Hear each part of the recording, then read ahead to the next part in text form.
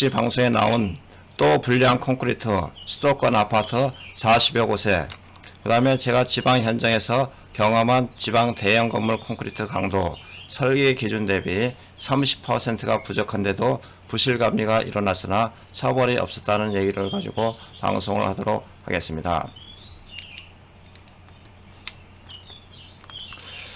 오늘 얘기는 얼마 전에 MBC 뉴스에 나왔던 얘기인데요. 불량 콘크리트를 만들어서 판 네미콘 업체 뒷돈 받고 콘크리트 납품받아서 건물을 지은 건설회사가 무더기로 적발되었습니다. 이 불량 콘크리트로 지어진 건물이 수도권에만 400개가 넘으며 경기도 고양시 한 네미콘 공장에서는 고양시를 포함해 파주와 의정부, 서울 종로, 마포 강서 등 경기 북부와 서울 인근 지역에 콘크리트를 납품하였습니다. 지난 3년간 아파트와 오피스텔 등을 짓는 422곳의 공사 현장에 이 회사의 콘크리트가 공급되었는데 경찰 수사 결과 모두 불량품이었습니다. 불량 콘크리트는 이 차량 20만 대가 실어놨는데 돈을 치면 약 900억 원에 달했습니다. 처음부터 끝까지 비리 사실로 얽혀 있었으며 우선 배합 프로그램 업체 짜고 한국산업표준규격보다 시멘트와 자갈이 적게 들어가게 조작하였습니다. 건설사에는 납품 서류를 조작해 제출하였으며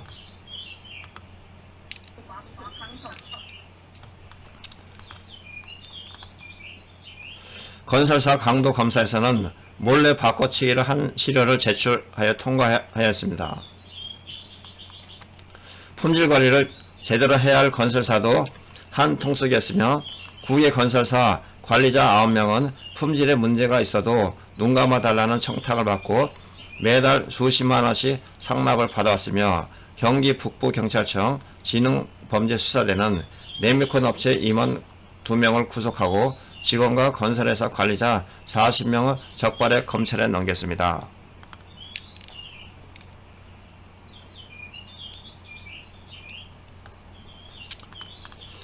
임경호 경기 북부경찰청 지능범죄수사대장은 1차 강도 시험 결과 근소한 채로 기준치는 통과하였지만 네미콘 업체에서 수년간 각기 다른 배합비율로 납품했기 때문에 추가 시험을 할 계획이라고 하였으며 문제는 불량 콘크리트로 지어진 건물의 안전을 담보할 수 없다는 것입니다. 업계 관계자는 실거주하시는 분들 입장이나 입주 예정에 계신 분들은 당연히 그거는 또 불안함을 느낄 수밖에 없는 것이 거고 그런 부분들을 저희가 또 불식시켜야 할 의무와 책임이 있다고 하였습니다. 경찰이나 검찰은 불량 네미콘이 사용된 아파트와 오피스텔이 어디인지 공개할 수 없다는 입장입니다. 이 때문에 입주민 대부분은 피해 사실조차 모른 채 살아가야 하는 상황이며 실제로 시멘트 업계 4위인 A사가 900억 원 상당의 불량 콘크리트를 공급하다가 지난해 재판에 넘겨졌지만 A사는 고작 벌금 2천만 원 관련자는 모두 집행유예 판결을 받고 끝났습니다. 재판 이후 건설사들은 불량 콘크리트가 사용됐지만 강도 시험에는 문제가 없었다는 이유로 피해 건물을 공개하지 않았습니다. 이상의 내용은 MBC 뉴스의 신수아 기자가 보도한 내용입니다. 다음은 제가 지방 대형 콘크리트 강도 부족한 현장을 실제 경험한 내용을 한번 감정을 통해서 한번 보도록 하겠습니다. 첫 번째는 바닥 구조체 슬라브에서 부재 처짐 현상이 허용 처짐이 14mm입니다. 14mm인데 실제 조사한 결과 2층 이 본 건물은 2011년도에 착공해서 2012년도 3월 달에 준공이 되었으며 지하층은 없고 지상 7층 건물이다. 연면적은 25,000제곱미터로 한 7,500평 정도 되며 공사 금액은 한 118억, 120억 정도가 됩니다. 2층부터 7층까지 각 층마다 차량 통행 구간 2개소 슬라브 처짐을 조사하였으며 상당 부분이 13mm 이상 처짐 발생을 확인했으며 기둥 한 스팬을 보았을 때 중앙 전면은 19.7, 중앙 부위는 17.9, 중앙 후면 부위는 26.27로 전체 평균보다 21.3mm가 처짐이 발생하였습니다. 슬라브가 전 구간 처짐이 발생하여 걷거나 자동차 운행 중 잔잔한 웨이브를 느끼는 정도이며, 철근 배근 시공 사진을 확인한 바 보의 느끈 스트럭과 기둥의 대근, 후프 철근의 말단부를 135도로 구부려야 하나 90도로 구부리고, 피복 두께가 과대하고 콘크리트 강도가 부족하여 전반적으로 구조 내력이 부족하였습니다. 따라서 균열 부위 에폭시 주의 공법에는 보수가 필요하며, 슬라브와 고의 균열이 발생된 부위나 아라미드 섬유 시트 보강이 필요합니다. 저희가 7계층을 전체적으로 조사를 했는데, 대표적으로 슬라브 허용 처짐이 14mm인데도 불구하고 2층 한 구간에는 평균 47mm가 처짐이 됐고, 5층 경우에는 33mm, 7층에는 33mm, 전체 7계층 평균은 21mm로 14mm보다 거의 50% 이상 처짐이 발생이 되었습니다. 두 번째는 콘크리트 압축 강도와 설계 도서상의 설계 기준 강도가 일치하는지 여부에 대해서 조사를 하였으며, 원고와 피고 측에서 제출한 자료를 검토한 바 대체적으로 제출된 자료가 적정하게 코어 채취와 공인기관에서 압축 강도 시험을 하였으며, 측정값은 신뢰할 수 없는 것으로 검토되었습니다. 감정인은 별도 코어 채취를 하지 않았으나 비파괴 시험, 시미트 시험을 2층부터 7층까지 각 층마다 슬라브 하부와 보측면 시미트 햄머 압축 강도를 측정하였으며, 측정 결과 평균 구조체의 압축 강도는 14.3으로 설계 기준 강도 21%보다 31.9%가 부족하였습니다. 세 번째는 철근 배근 상태가 설계 도서와 일치하는지, 특히 슬라브 상부근의 경우 피복 두께가 건축 구조에 부합하는지 여부에 대해서 보았습니다. 철근 배근 상태는 현장 조사 시 별도 측정을 하지 않았으나 원피고 측에서 제출한 자료를 검토한 바 철근 탐사 장비로 측정한 탐사 기록이 일치함을 확인하였으며, 슬라브의 주근 설계 기준 피복 두께 20mm보다 평균 53.6mm로 거의 2배 반 이상 피복 두께가 확대되었습니다. 상당히 심각한 현상으로 슬라브 상부와 하부에 다수의 균열이 발생이 되었습니다. 네 번째, 전층 상부보의 수직 사방향 균열, 전층 슬라브의 균열 및 균열 부위를 통한 누수 현상, 바닥 균열 및 슬라브 처짐 현상이 발생하는지 조사를 하였습니다. 원고와 현장 조사 시 원고가 제출한 A사무소의 정밀 안전 진단 보고서와 A사의 감정서를 검토한 바 원고는 감정 목적물 균열 및 누수가 발생되자 피고 측에 하자 보수 요청을 하였으며, 하자 보수가 이루어지지 않아 원고는 B사무소에 정밀 안전 진단을 의뢰하여 보고서를 받았습니다. 원고가 소송을 한다고 하자 피고는 법원 감정인이 현장 조사 나오기 직전에 C 건물에 균열 보수 공사를 실시하였다고 주장하며, 피고가 보수 공사를 적합하게 실시하지 않아 균열이 다시 보이기 시작하고 신규 균열도 발생되었다고 주장하였습니다. 피고가 제출한 자료에는 현장 조사 시 균열의 형태와 수량이 원고가 제출한 균열보다 적게 조사된 것은 피고가 A사 감정인이 현장 조사하기 전에 보수 공사를 하였기에 A사 감정인이 현장 조사 시 표면 처리 공법으로 보수한 균열은 확인할 수 없었을 것으로 추정됩니다. 다만 피고가 현장 보수공사 시 에폭시 주의공법에 의한 적합한 공법으로 보수공사를 했으면 근본 감정인의 조사 시 균열이 보이지 않았을 텐데, 균열을 표면 처리 공법에 의한 퍼티로 틈새만 메꿨기 때문에 틈새를 메꾸고 도장 공사를 하였기에 몇 개월이 지나서 다시 균열이 나타난 것으로 볼 수 있습니다. 근본 감정인이 현장 조사 시 기존에 미흡하게 보수한 부분에 균열이 다시 나타난 균열도 있지만 신규 균열이 일부 나타난 부분을 확인하였습니다. 특히 당 현장에 나타난 보의 균열은 기존의 균열과 별도로 일부 신규 균열이 발생되고 있으며, 담부 측에 사인장 균열이 발생되어 즉시 보강이 필요한 상태입니다.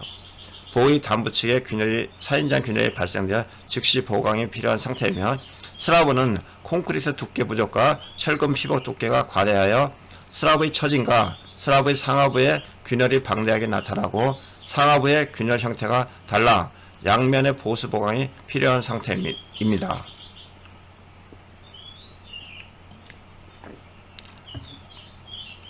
보의 사인장 균열 발생은 보의 담부에서 45도 정도로 발생하는 균열을 말하며 철근의 개수가 작거나 사인장 철근을 배근하지 않거나 또는 늦금 배근 시 보의 상부에 캣바를 적합하게 배근하지 않거나 철근의 말단부를 135도 구부려야 하는데 90도로 구부릴 경우 발생이 됩니다. 당해 현장은 감정 목적물의 보를 파치할 경우 구조적인 문제가 발생할 수 있게 다양한 방법을 검토하다가 시공 과정의 사진을 입수하여 검토한 바 보의 상부의 캣바를 시공 과정에 부분적으로 생략을 하고 철근 말단부를 135도 구부리지 않고 90도로 구부린 시공 사진을 확인하였습니다.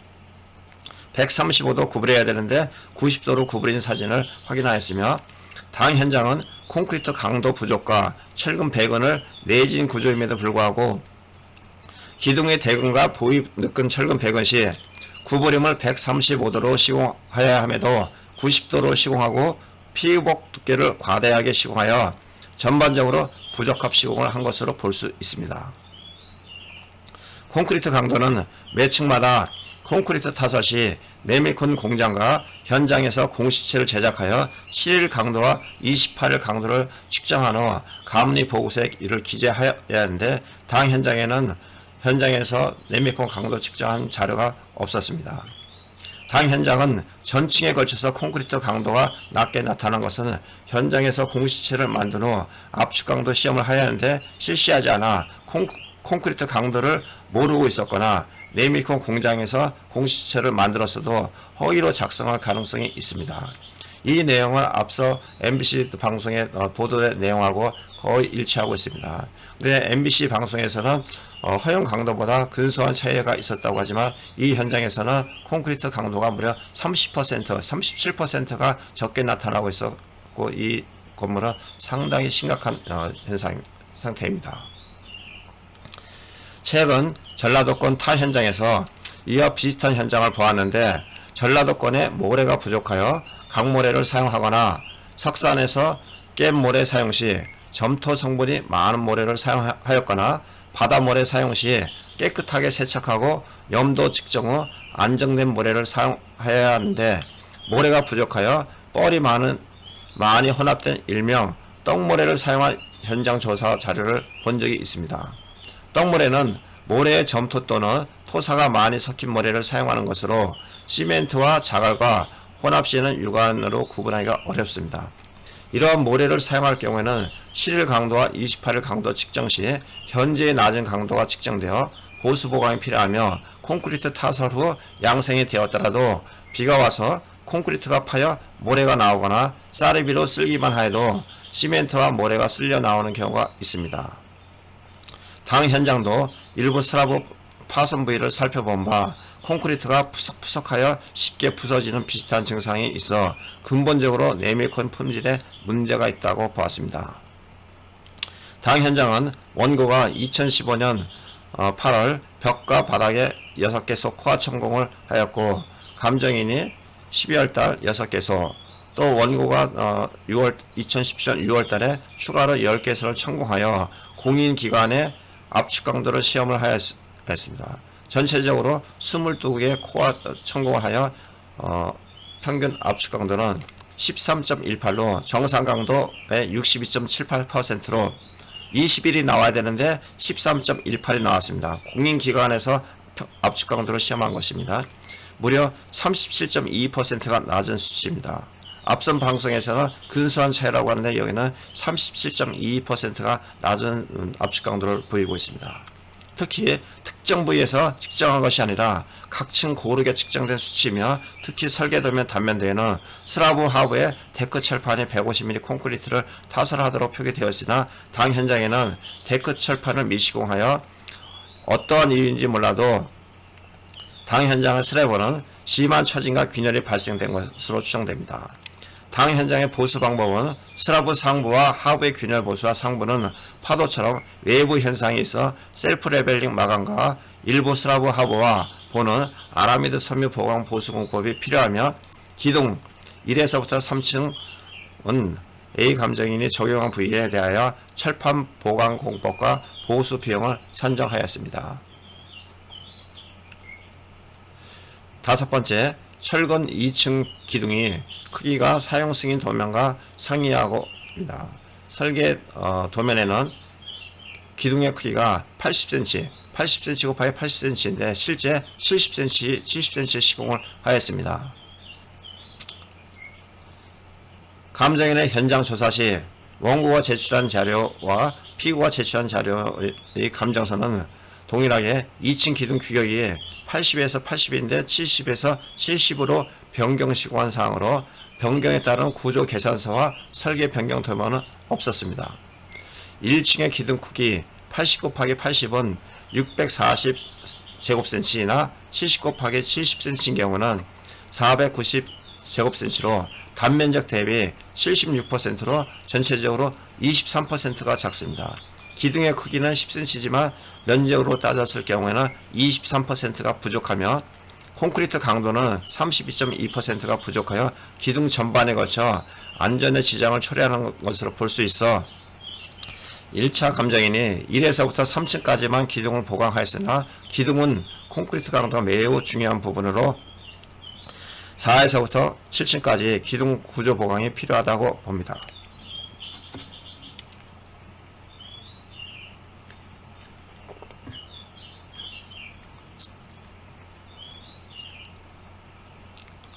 여섯 번째, 슬라브 두께가 사용 도면과 일치하는지 여부를 또 조사하였는데 원고와 피고가 슬라브를 코어 채취하여 슬라브 두께를 조사한 것을 재확인한 바 원고가 3개소 정밀 진단 시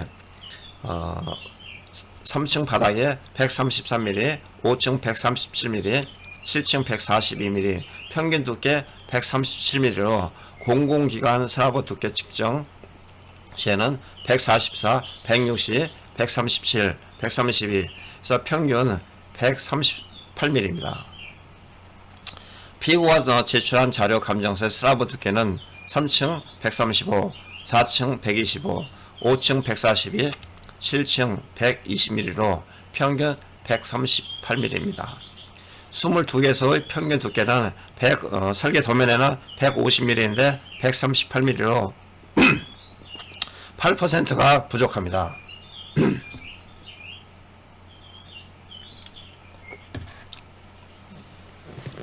또한 슬라브 두께도 부족한 부분이 있지만 철근 죽은 피복 두께가 설계 도면에는 22mm나 실제 조사한 바 3층에 32mm, 5층에 41mm,